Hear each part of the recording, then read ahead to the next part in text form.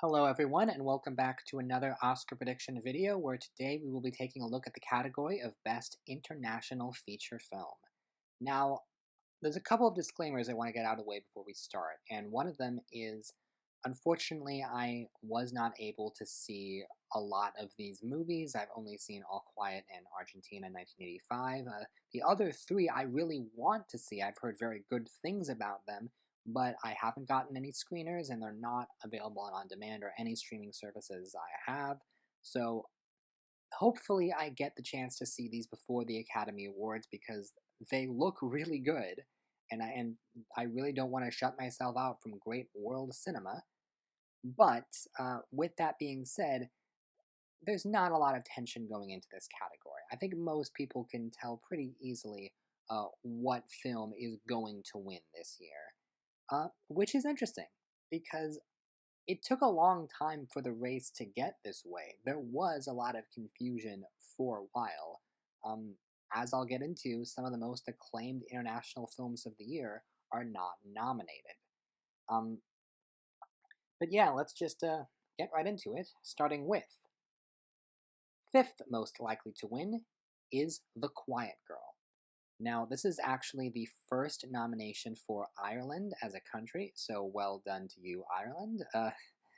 Just giving the whole country a pat on the back there. But this film does seem really, really interesting. The film follows a withdrawn 9-year-old girl who experiences a loving home for the first time when she spends the summer on a farm with distant relatives, and this one certainly has gotten very good reception. However, I don't believe it's won anything major. Now, this is the tricky thing with this category is that the winner is set in stone, but the other four nominees you can basically rearrange in whatever order you want, and at a certain point, there's not a whole lot you can say about it without just saying, oh, but it's not the winner. So, if you can see this film or any of the other contenders, I encourage you to do so because I think more people need to expose themselves to great world cinema. But yeah, from what I understand, people very much like this film, but it is quiet, as the title would suggest. It is a small film. It's not as grand as some of the other contenders, and it's probably going to be the one with the least amount of passion. It was kind of a surprise nomination. Uh, and so I don't think this one has a very good chance at winning. Fourth most likely to win is Close. Now, this film is from Belgium, and Belgium has never won this category before, but it's received 8 nominations.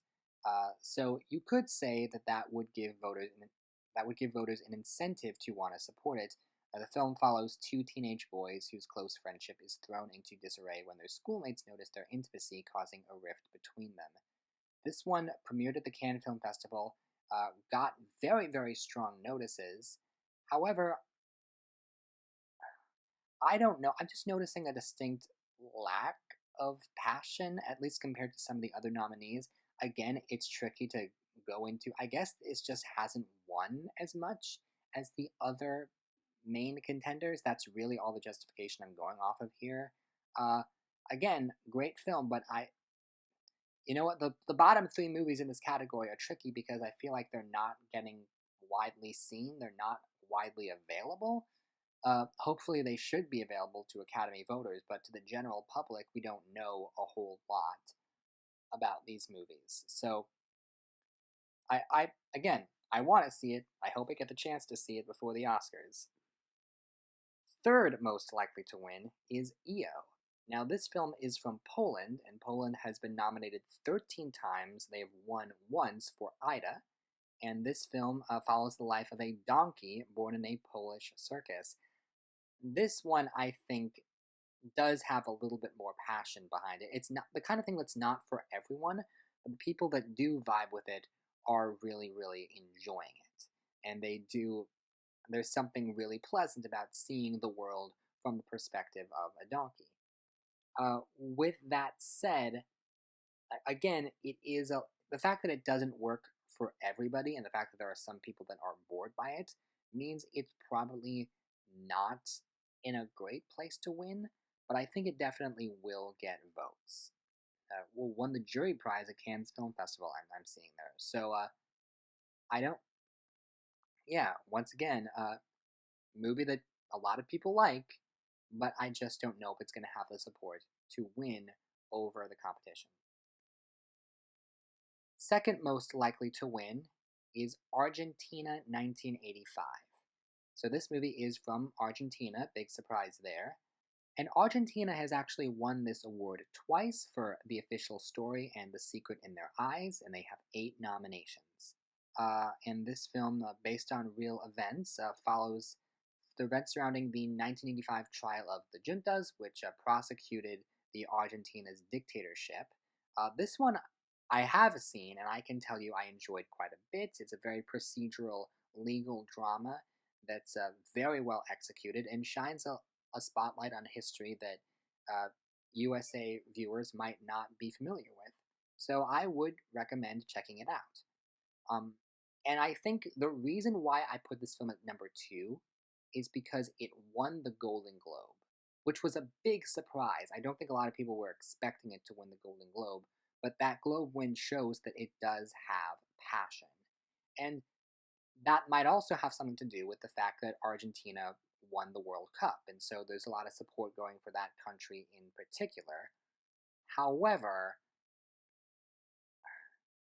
it it is tricky because I think people like this movie, but maybe aren't super passionate about it.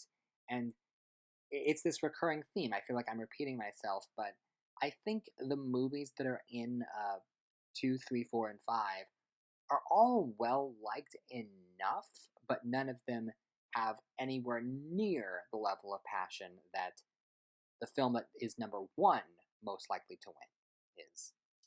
And that's not good grammar, but the film I'm referring to is All Quiet on the Western Front.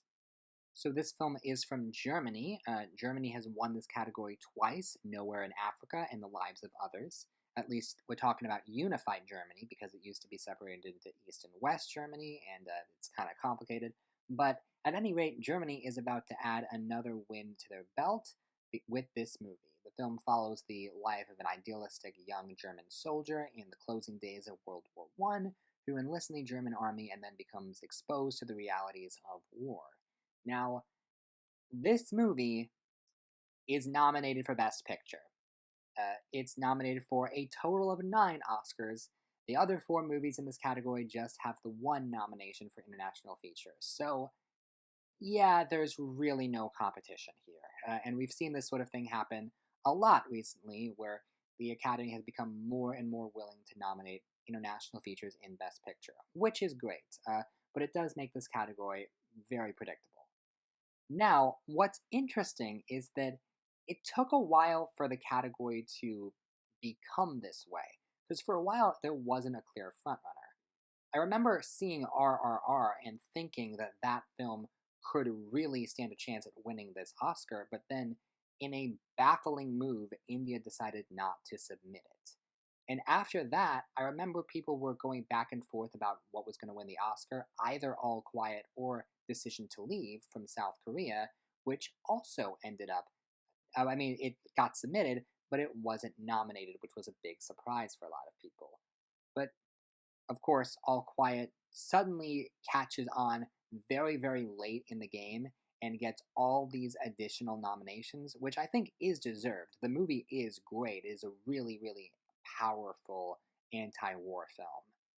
But, and it's guaranteed to win at least 1 Oscar out of 9 nominations. We'll see if it wins anything else.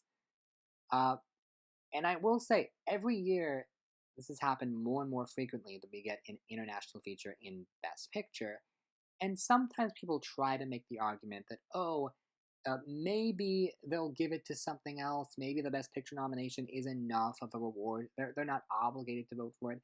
But that never pans out. And the funny thing is, if RRR or Decision to Leave were in this category, then maybe you could consider that as a possibility.